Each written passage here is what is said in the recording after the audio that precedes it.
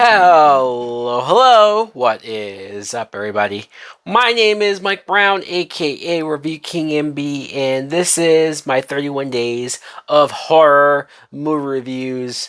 And because I reviewed the first Scooby Doo Cartoon Network TV movie, why not review the sequel? Can you believe they made two of these damn things? Scooby Doo and the Curse of the Lake Monster. This is a 2010 film, so just 1 year after that last movie. This is once again on the Cartoon Network, once again a TV film, and it's once again directed by Brian Levant, or Levant. Same exact cast, all of the same actors who played the gang in the first movie are back for this one. And you see that they've been solving mysteries for quite some time. There's a montage of them at the beginning. And I like this. I like establishing that the group has been able to solve other mysteries. They have been able to catch other people. And so that's cool. They're well into their mystery solving. They're well into creating their journey, their legend, their myth, right?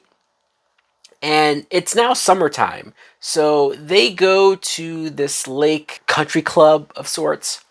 It's the uncle of Daphne, and they're working there. And while they're there, this lake monster just arrives and starts terrorizing people. And so they have to solve not only where did this monster come from, but who's behind it, what's going on. I was very kind to that first film. I don't know, maybe I took the right edible. Maybe I just was in a happy mood when I watched that first movie. Because not so much this time around. I did not enjoy this movie as much as I did the first film. And when I say enjoy, it's not even like I really liked it or thought it was good. I just was unfazed by it, right? This movie, kind of more annoying. This movie just grating my nerves for so many reasons. First, the actors are fine. They're fine. Although the actor that played Shaggy, Nick Pilatus, he was a little more annoying this time around. I don't know what it is. It's just, he was just clumsier and sillier. I mean, I know that's what Shaggy is. But there were so many points where I was just shaking my head and going, how is anybody supposed to take this guy seriously? Especially with a certain side plot later on. You see that Fred and Daphne are dating, kind of, sort of. They at the very least have feelings for each other, and they keep almost bickering back and forth about this relationship. I know it's supposed to be all tongue-in-cheek. I know it's supposed to be in good fun, but they're just making each other jealous. They're playing almost weird games with each other because Daphne thinks they're more serious. Fred just sort of wants to play the field and do his own thing. Not the most likable situation to follow these two characters doing.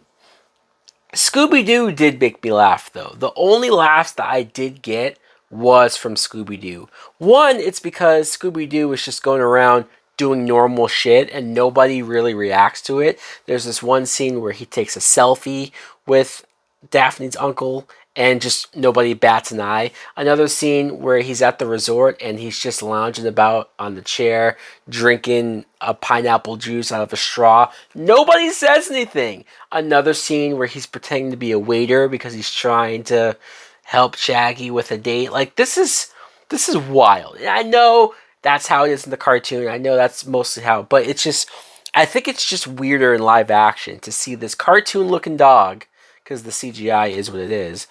It still made me laugh, though, especially because Scooby-Doo, when Shaggy tries to date a character in the movie, Scooby-Doo gets awfully jealous, and there's a bunch of stuff of him just reacting poorly to it. And that did amuse me quite a bit.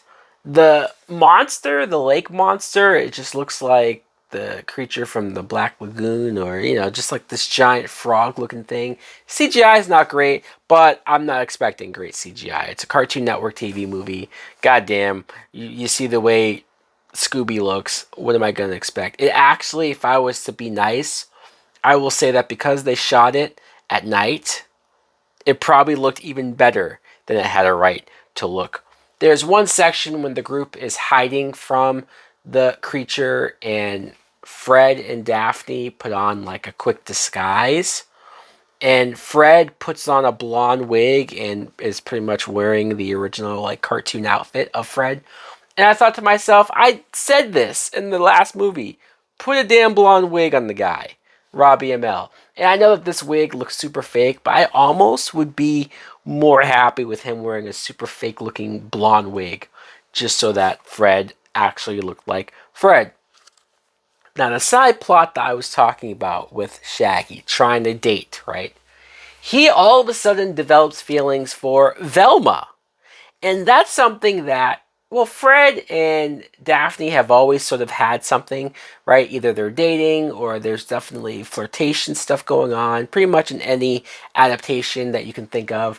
And I've always wondered, why doesn't Shaggy ever go after Velma? Like, what's going on there? There's some iterations where Velma's a lesbian, and so, well, there's that. That probably makes the most sense. But because you don't really know what Velma's deal is, I was surprised that they went there. I was surprised that Shaggy did develop feelings for her and that he did spend this entire film awkwardly and unsuccessfully trying to ask her out. He finally does get a date, and it's awkward.